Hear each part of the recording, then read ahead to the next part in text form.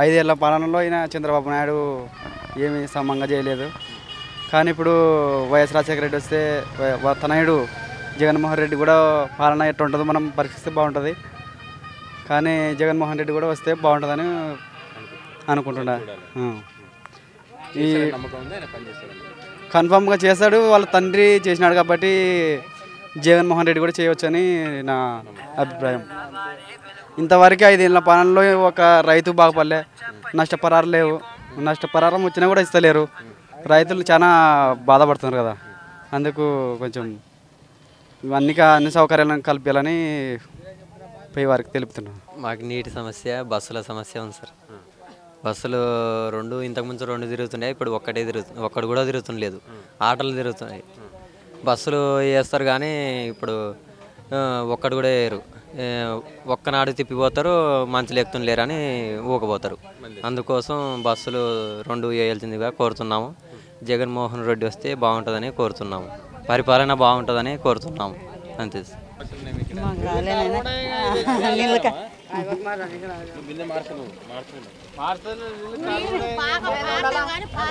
గబ్బులు చెప్తారు వార్పు లేక. అదే చూడు మా ఊరు, ఈ ఊరు మంచిది కాదు, చెడ్డ గుణాలు ఉన్నాయి.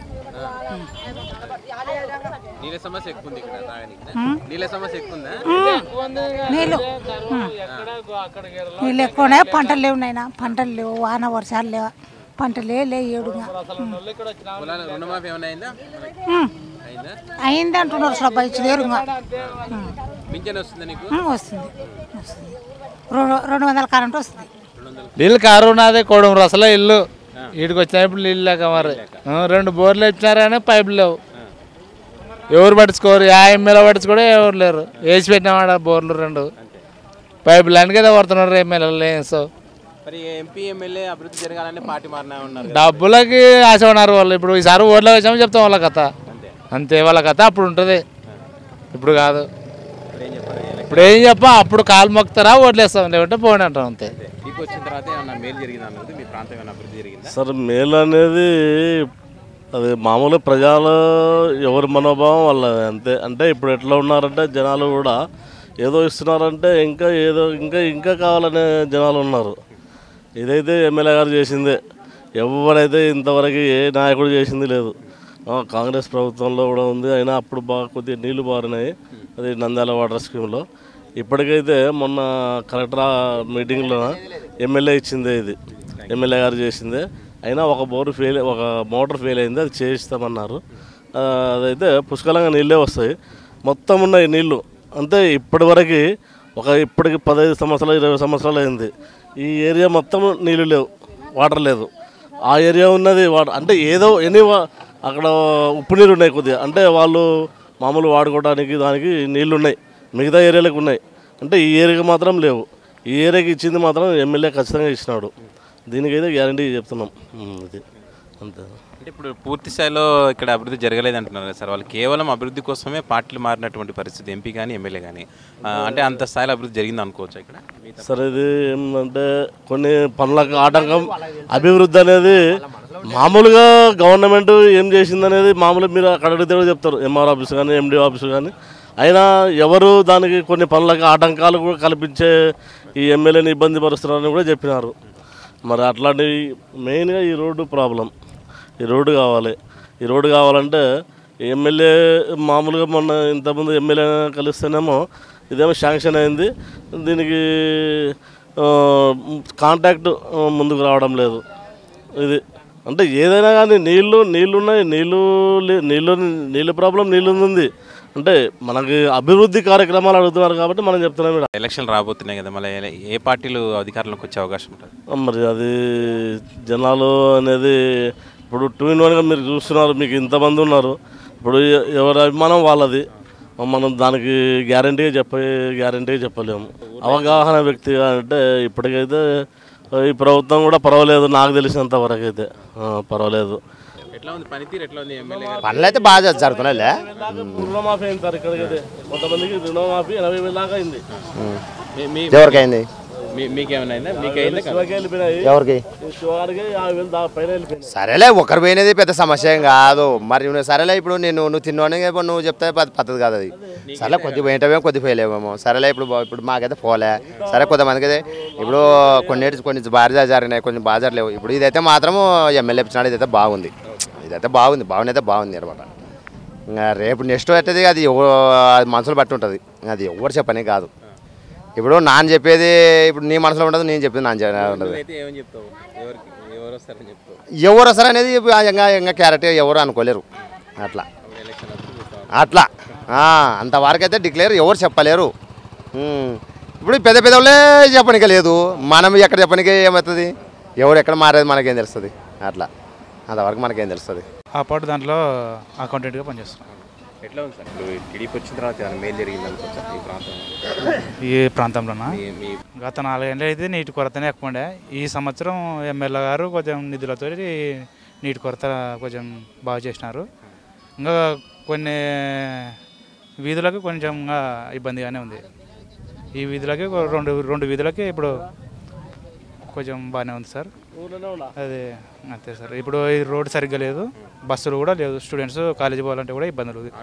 ఆటో ఉంది, ఆటో ఫుల్ అయ్యేంత వరకు వాళ్ళకి కదలవు. కొన్ని క్లాసులు కూడా మిస్ అవుతున్నారు.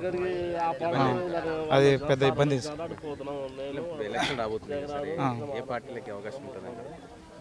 ఇంతవరకు అయితే టీడీపీ ప్రభుత్వం చూసినాం కదా. వైఎస్ఆర్ వస్తే ఆయన పరిపాలన కూడా కొంచెం చూద్దామని మేము యూత్ కూడా కొంచెం ఉంది వైఎస్ఆర్ తరఫు. ఏం చేస్తుంటారు సార్ మీరు ఇక్కడ? వ్యవసాయం చేస్తుంటారు. అంటే సార్ రైతుగా మీరు టీడీపీ గవర్నమెంట్ వచ్చిన తర్వాత ఏమైనా మీకు మేలు జరిగింది అనుకోవచ్చు? మేలు అంటే ఒక మందులు రేటు పెరిగిపోయింది, మందులు అది పట్టేది, మిగతా అన్నీ బాగానే ఉన్నాయి. జరిగింది కానీ కందుల వరకు ఇచ్చినాడు, కందుల వరకు ఇచ్చేసినాడు. అది ఏమైందంటే ఈ బ్యాంక్ వాళ్ళు ఇచ్చే కందులో ఉడిగా వేసుకుంటున్నారు, పని వేసుకుంటున్నారు. ఒకే పని ఇచ్చింటే రైతు బాగుపడేవాడు.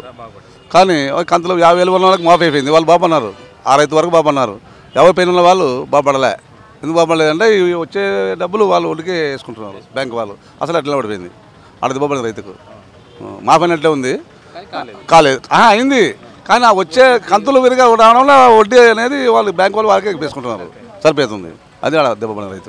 రుణాలు ఏంటంటే కట్టకపోతే వేస్తాడు. వీళ్ళు అప్పు కడితే కదా, బాబు ఇచ్చేది ఇస్తే కదా వాళ్ళు మళ్ళీ అప్పు ఇచ్చేది బ్యాంక్ వాళ్ళు. వచ్చిన వాళ్ళు అప్పుకి పెరిగేసుకుంటున్నారు. ఇక్కడ ఏం చేస్తారు వాళ్ళు? రైతులకు పెట్టుబడి కింద డబ్బులు ఇస్తున్నారు కదా సార్, అది ఇంకా ఇవ్వలే కదా, ఇస్తా అంటున్నాడు. ₹1000 అకౌంట్లో ఇస్తున్నారు. ఇవ్వడం ఏమిటంటే దాన్ని ఏమంటారు అంటే అడ్వాన్స్ ఇచ్చినట్టు ఉంటారు, అడ్వాన్స్ ఇచ్చినట్టు ఉంటుంది. అంటే ఇది ఆశ, రైతుకు ఒక ఆశ. ఏం ఆశ అంటే ఓటు వేస్తే మళ్ళీ ఆ డబ్బులు ఇలా వేస్తాడని ఆశతో ఇస్తున్నారు. చంద్రబాబు తెలివైన వాడే, కానీ మనం తెలుసుకోవడానుకోకూడదు. ఆ ₹1000 ఎందుకు ఇస్తున్నాడంటే నమ్ముతారు కదా, నేను ఇస్తున్నాడు ₹1000.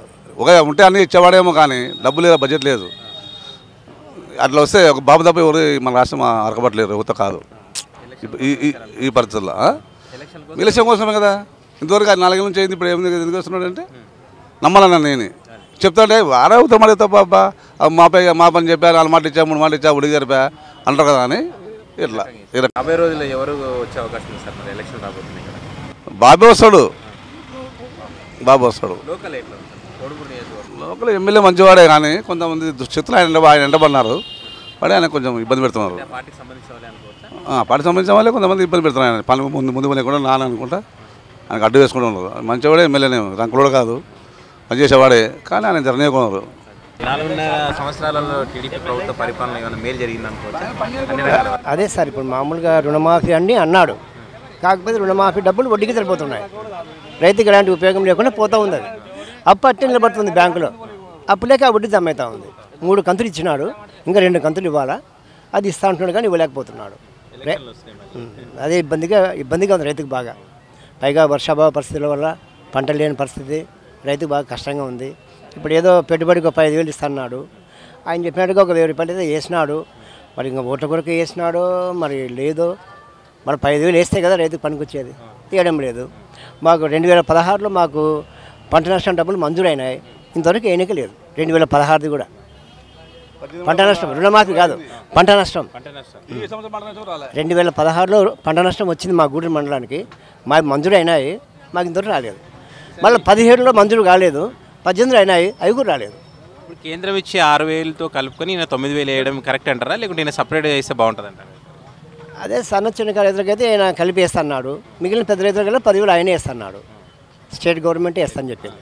మిగిలిన పెద్ద కారు రైతులకి 5 ఎకరాల పైన ఉన్న వాళ్ళకి ఆయన స్వతహాగా 10,000 వేస్తున్నాడు. 5 లోపల వాళ్ళకల్లా 5,000 రూపాయలు సెంట్రల్ గవర్నమెంట్తో కలుపుకొని ఇస్తామన్నారు సార్. అది అట్లా ఉంది. మన ప్రత్యేక హోదా రావాలంటే ఎవరు రాష్ట్రంలో అధికారంలోకి వస్తుందంటారు, రాష్ట్రంలో కానీ కేంద్రంలో కానీ? మనం ఎట్లా చెప్పగలం సార్? ఇంకా సెంట్రల్లో ఎవరు వస్తే మనకు ప్రత్యేక హోదా వస్తుంది? ప్రత్యేక హోదా మేము ఇస్తామని కాంగ్రెస్ వాళ్ళు అంటున్నారు, బాగా గట్టిగా అంటున్నారు. వాళ్ళు వచ్చే అవకాశాలు కనపడమే లేదు. ఎందుకంటే రోజు రోజుకి వాళ్ళ పార్టీ చాలా సీనియర్ వాళ్ళల్లో బయటకు వస్తున్నారు. మొన్న కిల్లి కృపారా అని, మొన్న చంద్రదేవి ఎవరో ఒక ఆయన, మరి మొన్న కోట్ల సూర్యప్రకాష్ రెడ్డి వీళ్ళల్లో బయటకు వస్తున్నారు. మరి వాళ్ళకి అగమ్య గోచరంగానే ఉంది సెంటర్లో. అంత కడగోడు గంపలకు ఉంటుందో ఏమో చెప్పలేము సార్. పార్టీ ప్రత్యేక హోదా ఇవ్వాలి.